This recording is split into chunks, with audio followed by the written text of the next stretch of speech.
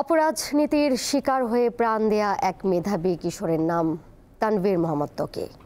2013 সালের 6 মার্চ নারায়ণগঞ্জে নিজ বাসার কাছ থেকে অপহরণের দুদিন পর কুমুদিনী খাল থেকে উদ্ধার করা হয় তার মরদেহ।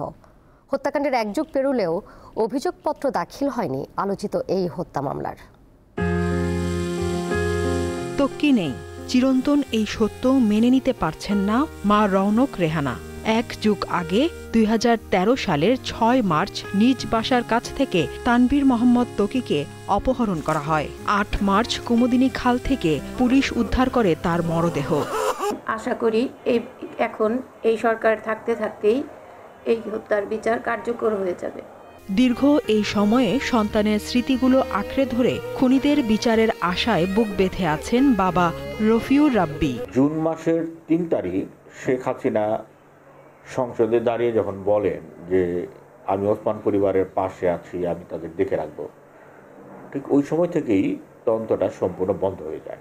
তো সরকার বদলের পরে 5ই আগস্টের পরে তদন্তকারী সংস্থা নতুন করে 6 জনকে গ্রেপ্তার করে, একজনের 164 ধারায় জবানবন্দি নেয়, সাক্ষী নেয়।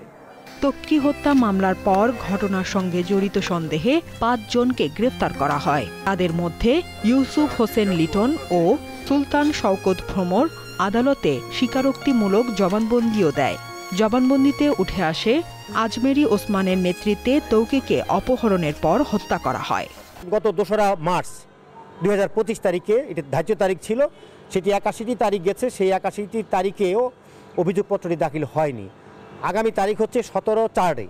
তো আমাদের দাবি হচ্ছে যে এই 17 তারিখের মধ্যে যেন অভিযোগপত্রটি দাখিল করেন এবং আমরা যেন একটি আলোর মুখ দেখতে পাই। হত্যাকাণ্ডের 1 বছর পর 2014 সালের 8 মার্চ র্যাবের তৎকালীন অতিরিক্ত মহাপরিচালক কর্নেল জিয়াউল আহসান জানান, নারায়ণগঞ্জ 5 আসনের প্রয়াত সংসদ সদস্য নাসিম ওসমানের ছেলে আজমেরী ওসমান সহ 11 জন কিশোর ত্বকী হত্যায় অংশ নেয়। কিন্তু 1 যুগ হয়ে গেলেও আদালতে অভিযোগপত্র দাখিল করা হয়নি।